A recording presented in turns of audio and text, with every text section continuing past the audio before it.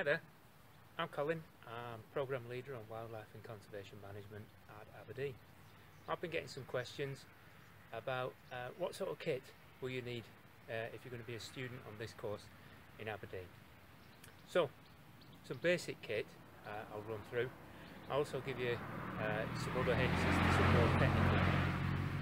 But the basics, because it's not always going to be a lovely day like this, unfortunately. The course runs all autumn, winter and spring, so it might start off like this, but it can turn depending on where we are, especially if we head off into the hills and the mountains.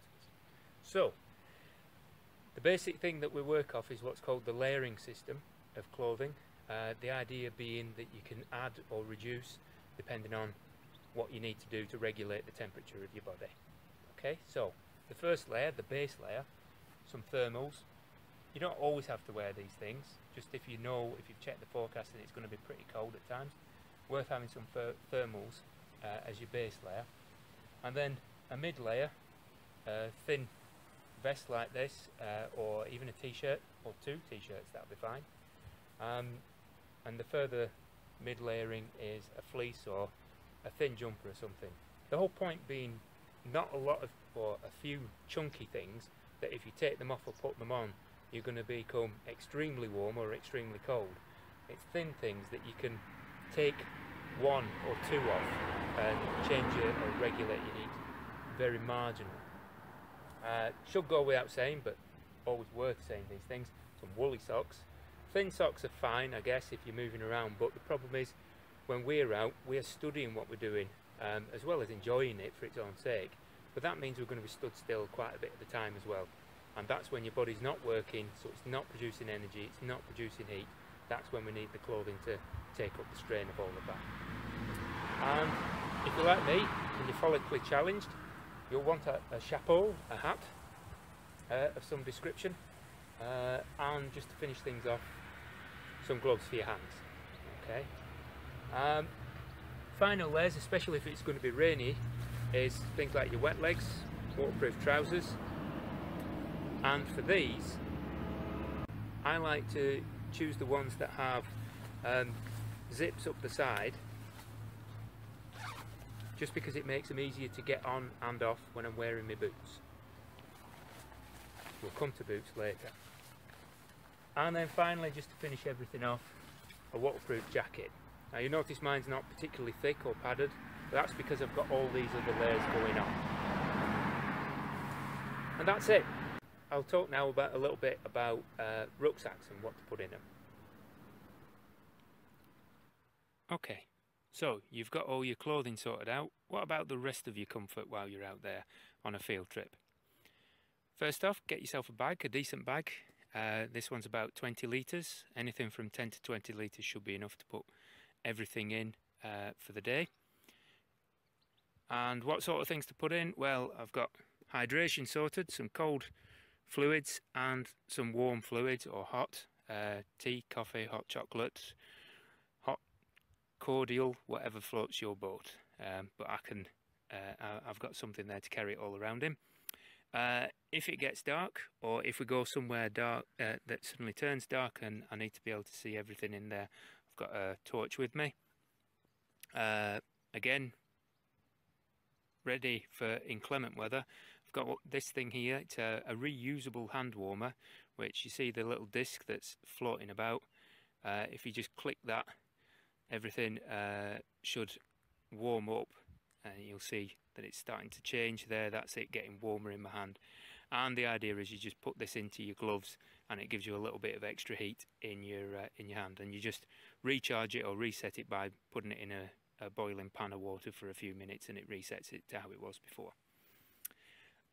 What else have I got in here? Well, useful kit to take on any of our excursions. Some binoculars.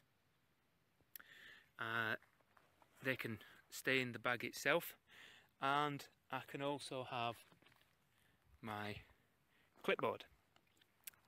That can go in. And this is an all-weather clipboard, so it flips up like that, and the clear cover protects the paper below from the rain, so you can write even in rain, and wind and rain apparently, though I wouldn't really want to test it too much. What else? Well, one of the more important things, or most important things, is your footwear. And it's worth investing in these, even though on some of the other stuff, as I say, you don't have to spend a fortune on any of it. I'm not saying spend a fortune on these, but it's worth investing in a decent set of. The stuff that you get from supermarkets is fine if you're walking around or just walking your dog around streets or something like that. But some of the locations we're going to, you're going to need something more robust that's going to keep your feet dry for longer periods of time. So it's worth getting a decent set of boots that are waterproof. Usually that means waterproof, that it's all sealed rather than a separate tongue, or a good set of wellies. Certainly if we're going into places where there's high grass or marshy land, that sort of thing. Okay, hope you found that useful. If you've got any further questions, get in contact, or do ask when you get to campus on induction or in the first week. The only final thing to talk about from a personal safety as well as personal comfort point of view is one of these. Seems like nothing at all. It's called a buff. You'll see them or find them all over. They're very useful, very versatile. I use them walking, cycling, snowboarding, the whole lot. You can use it as a hat, but quite often I'll use it just here to keep my neck warm and stop the wind getting inside my top. So just as a little bit of a scarf. But that means it's also handy for when I'm going into shops. It's easy to pull up as a face covering and take it down. Okay, it's accepted as a face covering, it works just like a scarf. So worth getting one of those. Right, hope that's been useful. As I say, don't feel you have to get everything all at once. Some of this stuff I regularly use birthdays and Christmas to restock, so they're always a good way of doing that. But failing that, when you join us, you'll get a matriculation card, and you can present that at various stores around town and you'll get money off. Okay, so 10–15% off the sale price of things. If you've got any questions, as I say, get in contact with us. But other than that, I'll just say I'll see you when you get or when you start on the course.